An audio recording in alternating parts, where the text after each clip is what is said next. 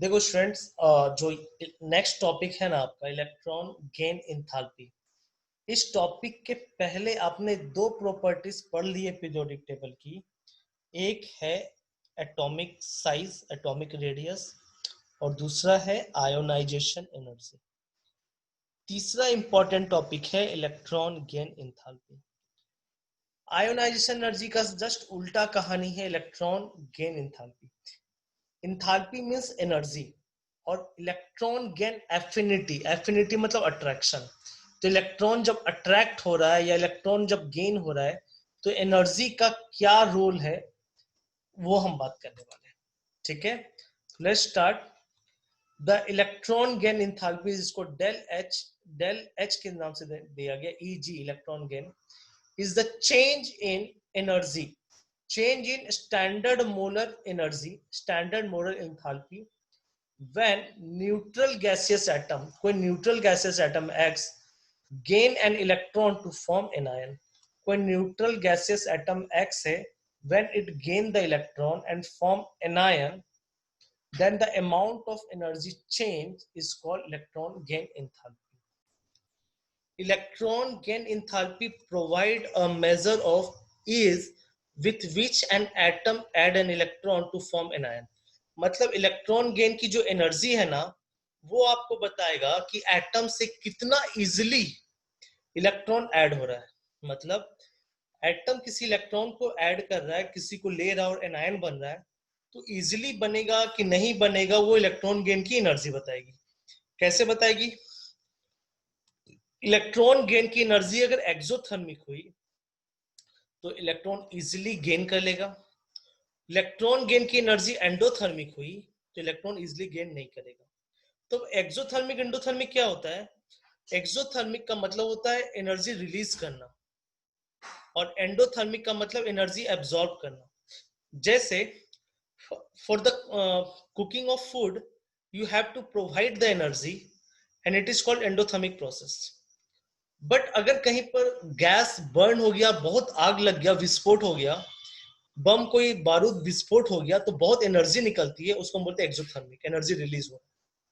तो electron gain करेंगे और एनर्जी रिलीज हुआ मतलब इलेक्ट्रॉन इजिली गेन करेगा, और इलेक्ट्रॉन गेन करेगा एनर्जी देना पड़ रहा है तो इलेक्ट्रॉन इजिली नहीं गेन करेगा। When electron is added to the atom, energy release is called electron gain enthalpy negative। अब रिलीज करेगा उसको दिखाने का तरीका क्या है? Del H negative. And electron needed so that the electron gain enthalpy is positive when the energy is needed। जब electron energy needed होगा तो डेल एच की वैल्यू क्या होगी? पॉजिटिव। ठीक है।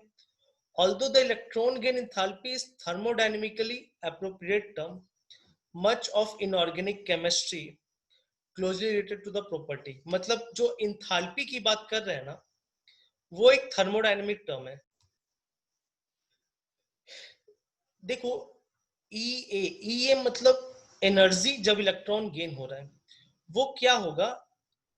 ई ऑफ एक्स, हर एटम का अपना एनर्जी होगा। कोई एटम गैसियस फेज में उसका एनर्जी है, उससे हम माइनस करेंगे एनर्जी ऑफ एनायन। मतलब कोई सपोज फ्लोरीन एटम है, उसका अपना एनर्जी होगा। फ्लोरीन ने एक इलेक्ट्रॉन ले लिया तो F माइनस हो गया, उसका अपना एक एनर्जी होगा। तो जो दोनों का डिफरेंस होगा ना एनर्जी का, उसी को एनर्जी को बोलेंगे electron gain enthalpy. Electron gain होने के बाद एनर्जी का ट्रांसफर वही हुआ। ठीक है। Electron affinity is conventionally defined as energy release when an atom electron is added to the valence shell of isolated gaseous atom। मतलब ये बात कर रहा है नॉन मेटल की। जैसे फ्लोरीन है, फ्लोरीन ने एक इलेक्ट्रॉन लिया और F माइनस हो गया, तो जो एनर्जी रिलीज हुई है, तो रिलीज होना मतलब देखो यही चीज मैं आपको बता रहा हूँ, बस यही एक समझना है कि मैं बोल रहा हूँ एनर्जी रिलीज हुई है तो कैसे पता चलेगा? डेल एच की वैल्यू क्या लिखा हुआ है? माइनस 3.2 328। तो ये जो माइनस एनर्जी कहीं भी लिख देंगे ना तो समझो इलेक्ट्रॉन गेन करने के बाद वो स्टेबल हो गया और एनर्जी रिलीज हो रही है। अब हम बात करने वाले हैं कि इलेक्ट्रॉन गेन इंथैल्पी के इंपॉर्टेंट पॉइंट्स कैसे, कौन कौन से। जैसे आयोनाइजेशन एनर्जी में इंपॉर्टेंट पॉइंट बात किया था ना, उसी तरह इलेक्ट्रॉन गेन इंथैल्पी के भी इंपॉर्टेंट पॉइंट्स होंगे। कैसे घटेगा, क्या बढ़ेगा, देखो group 17 element halogen have high negative electron gain enthalpy, मतलब ग्रुप 17 के जो एलिमेंट होंगे ना, फ्लोरीन क्लोरीन ब्रोमीन आयोडीन, वो जब इलेक्ट्रॉन लेगा तो हाईली एनर्जी रिलीज करेगी। जैसे फ्लोरीन में देख लिया आपने एनर्जी रिलीज किया, because they can attain stable electronic configuration by picking up an electron. देखो फ्लोरी हैलोजन जो होते हैं ना ग्रुप 17, ग्रुप 18 से एक स्टेप दूर होता है, तो एक इलेक्ट्रॉन लेकर के वो ग्रुप 18 के जैसा बिहेव करेगा, इसलिए वो स्टेबल हो जाएगा और एनर्जी रिलीज करेगा। अब हम बात करते हैं सेकंड पॉइंट, इसको टिक कर लेना, अक्रॉस अ पीरियड। जब हम लेफ्ट टू राइट जाएंगे ना, तो increase in atomic number, definitely lithium beryllium boron carbon atomic number बढ़ेगा। Electron gain enthalpy become more negative because left to right आपका इफेक्टिव न्यूक्लियर चार्ज बढ़ रहा है और इजिली इलेक्ट्रॉन ऐड हो जाएंगे। किसी पीरियड में बात कर रहे हैं, लेफ्ट टू राइट हम जा रहे हैं, तो आपका नॉन मेटलिक कैरेक्टर बढ़ रहा है ना, ये समझो। तो नॉन मेटल जितना अच्छा होगा वो उतना अच्छा इलेक्ट्रॉन को गेन करेगा, तो इलेक्ट्रॉन गेन करके एनर्जी रिलीज करेगा। ज्यादा एनर्जी रिलीज करेगा, ज्यादा नेगेटिव वैल्यू होगी। तो वही लिखा हुआ है कि across a period left to right more negative energy आपको रिलीज होगा because it is easier to accept the electron. ठीक है, as we move down the group top to bottom, देखो अब ऊपर से नीचे जाएंगे टॉप टू बॉटम, आप ही बताओ जब हम टॉप टू बॉटम जा रहे हैं तो आपको इलेक्ट्रॉन लेने की जो टेंडेंसी वो घट जाएगी ना, क्योंकि टॉप टू बॉटम मेटल होते जा रहा है, साइज बड़ा हो रहा है, तो इलेक्ट्रॉन वो इजिली लूज कर रहा है, तो गेन तो करेगा नहीं। तो left down the top to bottom electron gain करने की टेंडेंसी डिक्रीज होगी, और आपको जब इलेक्ट्रॉन डालना होगा तो you have to provide the energy, तो एनर्जी रिलीज कम होगी, आपको एनर्जी देना पड़ेगा। Electron gain enthalpy become less negative because size of the atom increases, down the group size बढ़ रहा है। अब देखो बेटा ऐसे ही समझो, डाउन द ग्रुप साइज बढ़ रहा है, इलेक्ट्रॉन इजिली रिलीज हो रहा है, मेटेलिक कैरेक्टर बढ़ रहा है, तो मेटल तो इलेक्ट्रॉन लूज करता है, तो इलेक्ट्रॉन लेगा कहां से, तो you have to give the energy, बहुत एनर्जी देना पड़ेगा तब इलेक्ट्रॉन लेगा, बहुत मुश्किल से, या एनर्जी रिलीज करने की बात होगी तो बहुत कम रिलीज करेगा, नहीं करने वाला है। ठीक है, noble guys have much large positive electron gain enthalpy, noble gas तो रिएक्शन में आएगा नहीं, तो इलेक्ट्रॉन निकलेगा नहीं वहां से, ना इलेक्ट्रॉन लेगा, तो इलेक्ट्रॉन लेगा भी नहीं, तो आपको इलेक्ट्रॉन अगर देना भी है जबरदस्ती उसमें, तो बहुत ज्यादा एनर्जी देना पड़ेगा, because electron has to enter the next energy level of very unstable configuration, मतलब उसका कॉन्फ़िगरेशन बिगाड़ दोगे। जिससे नियॉन है 1s2 2s2 2p6 3s2 खत्म हो गया, आप इलेक्ट्रॉन देके उसका कॉन्फ़िगरेशन बिगाड़ दोगे, उसको स्टेबिलिटी को डिस्टर्ब कर दोगे, इसलिए नोबल गैस भी इलेक्ट्रॉन नहीं लेगा। जब कोई भी एटम रिएक्शंस में आते हैं तो या तो वो इलेक्ट्रॉन गेन करेगा या तो इलेक्ट्रॉन रिलीज करेगा, तो आयोनाइजेशन एनर्जी और इलेक्ट्रॉन गेन एंथैल्पी का कंसेप्ट आएगा, और वो एटम रिएक्शंस में आएंगे। अगर एटम रिएक्शंस में आ ही नहीं रहे, जैसे नोबल गैस रिएक्शंस में आ ही नहीं रहे, तो उसमें कोई भी एनर्जी की बात नहीं करेंगे। तो एनर्जी की बात इलेक्ट्रॉन गेन एंथैल्पी और आयोनाइजेशन एनर्जी तब बात करेंगे जब कोई एटम रिएक्शंस में आ रहा है। चलो नेक्स्ट देखते हैं, negative electron gain enthalpy of oxygen और fluorine is less than sulfur or chlorine.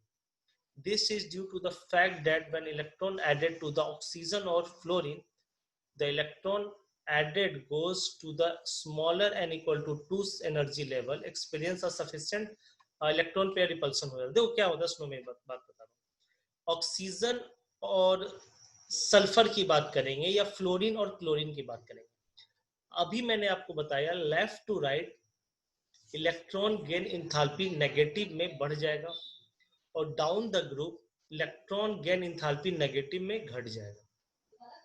अब मैं बात कर रहा हूं फ्लोरीन की और क्लोरीन की, तो फ्लोरीन और क्लोरीन में इलेक्ट्रॉन गेन इंथैल्पी ज्यादा किसकी होनी चाहिए, हाँ, तो फ्लोरीन और क्लोरीन में इलेक्ट्रॉन इजिली गेन करेगा फ्लोरीन, नॉट क्लोरीन, होना ये चाहिए, जो मैंने बताया उसके अनुसार ये होना चाहिए। बट हो क्या जाता है कि chlorine more easily gain the electron than fluorine, I repeat, chlorine more easily gain the electron than fluorine.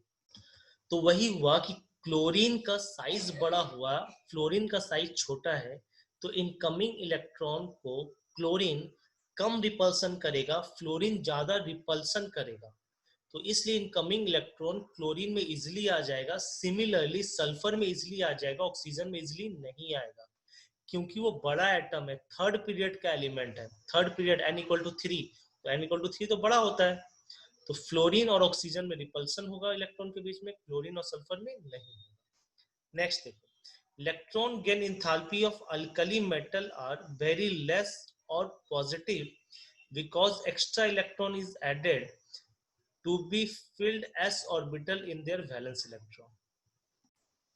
Nitrogen has very low electron affinity because there is electron repulsion when the incoming electron enter to the orbital which is already half filled. तो ये भी वही कहानी है कि nitrogen 2p3 होता है, half filled orbital है, तो इलेक्ट्रॉन आ करके उसकी स्टेबिलिटी डिस्टर्ब करेगा, तो फिर से ये 3 इलेक्ट्रॉन चाहेगा कि इनकमिंग इलेक्ट्रॉन को वो रिपल्सन करे। तो ले दे के आपको ये देखना है कि इलेक्ट्रॉन आ करके उसका इलेक्ट्रॉनिक कॉन्फ़िगरेशन डिस्टर्ब किया क्या, स्टेबिलिटी को बिगाड़ दिया क्या? हाँ बिगाड़ दिया तो इलेक्ट्रॉन नहीं आएगा, नहीं बिगाड़ा तो इलेक्ट्रॉन आ जाएगा। नेक्स्ट देखो क्या है, जो हमने अभी पढ़ा ना उसी को मैंने कंक्लूड किया है। Electron affinity inversely proportional to atomic size, मतलब एटम जितना बड़ा होगा इलेक्ट्रॉन उसमें इंटर नहीं होगा, और इलेक्ट्रॉन मतलब इंटर नहीं होगा क्योंकि एटम बड़ा होगा तो उसको इलेक्ट्रॉन लूज करना है ना, इसीलिए।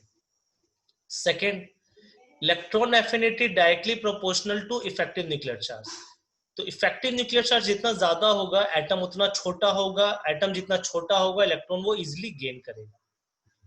Electron affinity inversely proportional to shielding effect, मतलब जितना ज्यादा शिल्डिंग होगा, जितना ज्यादा इलेक्ट्रॉन का रिपल्सन होगा, इलेक्ट्रॉन उतना मुश्किल से आएगा।